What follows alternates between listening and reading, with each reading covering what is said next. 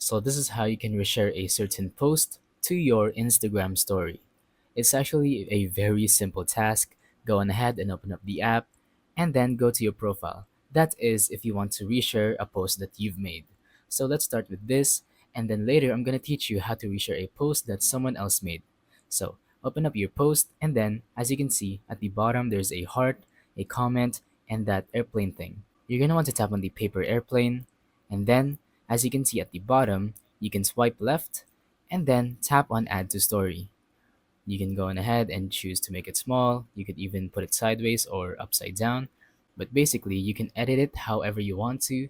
You can add stickers, music, or text, just like you would do in a normal story. Now, all you have to do is tap on your story at the bottom left, and then it's going to start uploading. As you can see, added the story, and we can view it right here. Now, if you want to do it to another person's post, we can do that by doing the same thing. Tap on the paper airplane or the share, and then swipe left and add to story. And there you go. Tap on your story, and it's going to be added to our story, which we can watch. And here we go. So it's that simple. Thank you for watching. Don't forget to leave a like, subscribe, and let us know in the comments down below if the tutorial worked or if you have any questions. Thank you and goodbye.